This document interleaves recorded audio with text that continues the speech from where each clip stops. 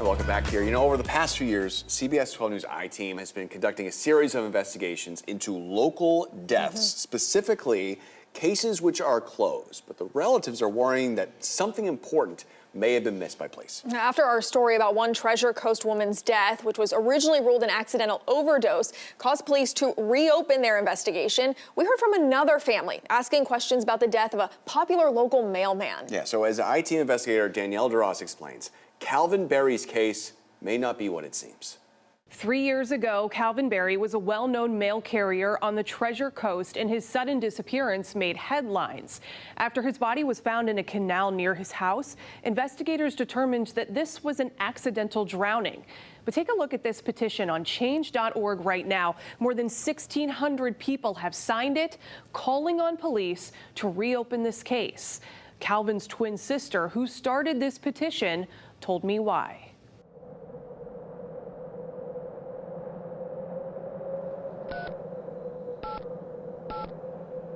911 police, fire, or ambulance. The address I don't know what happened to my husband.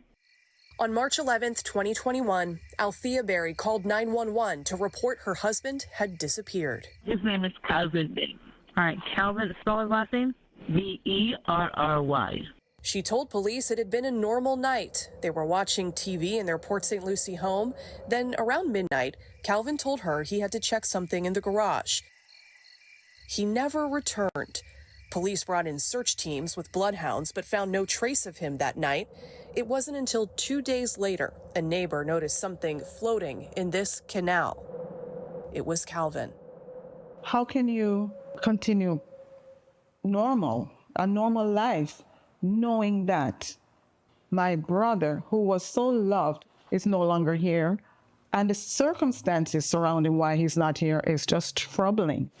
Calvin's twin sister, Dornette Mullings, says that she has had serious questions about what happened to her brother for the last 3 years.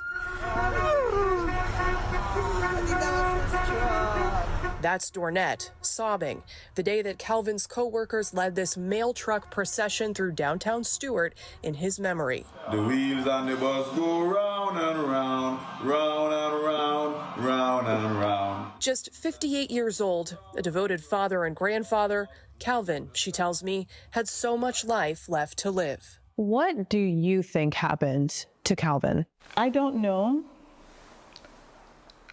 I suspect foul play.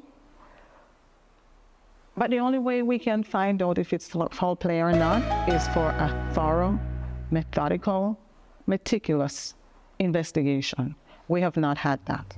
The autopsy lists Calvin's cause and manner of death as an accidental drowning, complicated by diphenhydramine, the drug found in Benadryl. A toxicology screening found 7.22 milligrams per liter of the drug in Calvin's blood, many times higher than can be explained by ordinary use. Detectives determined that Calvin must have accidentally taken more than a dozen pills, became disoriented, fell into the canal, and drowned. His sister wasn't buying it. So Dornette spearheaded her own investigation, gathering documents and consulting experts to review the evidence. One of them, forensic pathologist Dr. Ronald K. Wright, the former medical examiner for Broward and Miami-Dade counties. In my opinion, this is an undetermined death. It's either homicide or suicide. It certainly is not an accident. You think they made a mistake? I do. The one thing this is not is an accident. Dr. Wright believes it unlikely that anyone could have accidentally taken as much Benadryl as Calvin had, meaning either Calvin took his own life or someone else did. And while Calvin was found in the water, Dr. Wright tells the I-Team it's possible, even likely, that Calvin died before his body was dumped in the canal. That's because a hallmark of drowning is the presence of water in the sphenoid sinus behind the nose. In Calvin's case, the medical examiner reported, quote, "There is no fluid in the sphenoid sinus." And in this police report summarizing the autopsy, it states, quote, "There were no sure signs of drowning." It's undetermined. That's what I would have classified it. This is a case in which I don't think anybody really was that interested in looking into the questions. And there are plenty of unanswered questions here. First, the source of the Benadryl. The police report makes no mention of empty pill packets or receipts at the Berry house. And there's no indication investigators seriously looked into whether diphenhydramine played a role in Calvin's death, where it came from, or how it got into his system. Even though diphenhydramine does kill dozens of Americans every year, according to the CDC. A second concern involves the recording of the 911 call made by Calvin's wife. She told police she was alone. But if you listen carefully, you can hear what may be whispers from someone else on the line. Saw him like like 12:35 thereabout. If it was someone else whispering, who was it? Another puzzle, Calvin's pacemaker, which transmitted data to a remote server, shocked his heart at 2:35 a.m. to restore its normal rhythm. That's 2 hours after his wife said he disappeared. That seems to indicate he was still alive at that time, but where was he?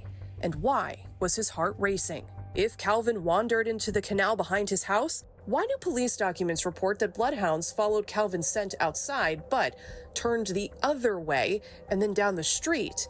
An initial drone search of the canal showed nothing in the water. Calvin left his phone behind when he disappeared, but his call log shows an incoming call from an unidentified number at 2:54 a.m. Somebody answered that call, and it lasted 54 seconds. Calvin's wife told police she had no knowledge of the call, and she denied answering it. Finally, 2 of Calvin's adult children received text messages after he was reported missing, before his body was found. And these texts demanded ransom. The texter said, "I have Calvin. He is sick." They then demanded $7,000 and threatened to kill him. Port St. Lucie police investigated the threat and determined it was a hoax because the call appeared to originate overseas. But how would someone overseas get the phone numbers for Calvin's kids? Could it have been someone local, simply disguising the number they were texting from? The police report doesn't have that information. Nothing makes sense. Nothing is adding up.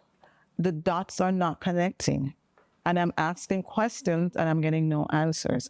That's why Dornette holds this memorial walk every March since Calvin's death along his old mail route. Friends and family join her, calling for justice and a new investigation by Port St. Lucie police. I want them to realize that his life meant something to me. It might not have meant something to others, but I am the twin sister, and I deserve to know what happened to my brother. So I will be his voice, and I will be relentless. I reached out to the Port St. Lucie Police Department to ask about Calvin's investigation and all of these unanswered questions. They told us that nobody was available to speak with us and that the case remains closed. For the I-Team, I'm Danielle DeRoss. All right, we are back here now with Danielle DeRoss joining us on the couch. You know, we just watched your piece about Calvin Berry. So many unanswered questions, it seems like, in this case. You talked to his sister, and we hear the 911 call from his wife. Did you speak to Calvin's wife? I, of course, reached out. She's a critical piece to this puzzle. She was there. She called in his disappearance. I reached out to her, but I was referred to her attorney. Okay. Her attorney asked me to send some questions in writing, so I did that, but I did not hear back from them. This is very important for us to note at this point. Althea Berry, Calvin's wife, is suing his twin sister for defamation because of statements that she has made on social media and online implicating her, accusing her of knowing more, accusing her of maybe being involved in all of this. That is something that Althea Berry adamantly denies. So we want to be clear about that and relay that to our viewers. But she is not answering questions, at least to us right now. She's been cooperative with the police, and that is where things stand right now. That lawsuit is ongoing. Depositions are underway right now. That could be a reason why they don't want to talk to me, but we made the effort to get her included in this piece. Well, and there were some questioning things happening on that 911 call for sure, with the whispering in the background. That does seem odd. It was investigated. It was brought up to the police that maybe there was some whispering and somebody else at the house. In the police report, it states that the police at least believed that that could have been background noise from a television show. So Okay. that's how police have explained it, but I think taking a listen to the audio speaks for itself in some ways. Do the police have any explanation about the text messages to the kids that seem to be holding Calvin ransom right at the time that he was missing? They believe this was a hoax. They think it was somebody scamming the family, trying to extort them for money. They don't think there's any evidence that Calvin was ever kidnapped, but I want to point out, and we alluded to this in the piece, that we do know that people can spoof phone numbers. Right. There's that technology available that you can disguise your number and make it appear to be coming from somewhere else. It seems as though the police thought that the area code was coming from somewhere else, and therefore they didn't think that there was anything to this. But certainly those text messages got our attention. Yeah, it seems, with all these discrepancies and the autopsy even saying no sure signs of drowning, that they just closed it. It leaves a lot there to wonder. Absolutely. And what I think is so interesting about these stories that we've been doing is we cover the headlines. We say missing person. Then we follow up with it's been ruled an accidental drowning. And then I think so much of this is just kind of, people walk away from it. They don't really think there's much more to the story. But then when we get the case file and we take a deep dive and we talk to experts and we get more interviews, we realize there's actually a whole lot more to the story. Well, I think that's the interesting question here is that, Danielle, you don't go this deep, obviously, in every single one of these emails. You have people that call and say something, and you look into them and you determine which of these stories seem like they need a deeper investigation. But we just saw so many things that jump out in this Calvin Berry case. If it jumps out to us, it makes you wonder why it doesn't jump out to investigators. Yeah, and I think that it also just calls a lot of attention to the process, the way that police do these investigations. And I want to mention right here, you talk about people reaching out to us. This really all started with an email on a different case. So several months ago, I got an email from a mom saying that my daughter's death investigation was not conducted properly. This was a woman named Elise Steed. So if you've been following our reporting, a few months ago, we started reporting on this case, also out of Port St. Lucie. Some of the same detectives are involved, same medical examiner involved in these two cases here. But we did this story about Elise, and then as a result of that, they reopened the case, took a fresh look at the investigation. They changed the cause of death on her autopsy report, and we know that this investigation is still active. So we were able to see some results from this reporting, and it made us want to do more. After we did this story about Elise, that's when we found out about Calvin. We heard from Calvin's family as a result of that story. So what we're really hoping for is to hear from more people. Maybe somebody else sees this reporting and says, you know what? My family's case maybe needs a second look too. Yeah. These are not cold cases. I want to be clear about that. These are not cases that have gone cold. These are closed cases, cases that police have said, we've done our due diligence, there's nothing more to the story, and have shut it, perhaps recently. And in stories that we think we can go in and maybe expose something new. And you got more coming up on Elise, too. Absolutely. So that story, we have another update on that story coming up in about a week, so stay tuned for that. But we do keep digging. When we get a story like this and we think that there's more to be done, we don't give up. So perhaps there's more on Calvin Berry, certainly more on Elise. And if there are people watching who think that there are other cases we should highlight, we really do want to hear from you. So please reach out to us. You can find me on social media. This is our email for ARC Florida. We would love to hear from you and take a look at your story ideas. And it's not too late to send in your questions to Danielle. She's sticking around until the end of the show, so feel free to email us through then. We got more ARC Florida coming up after this.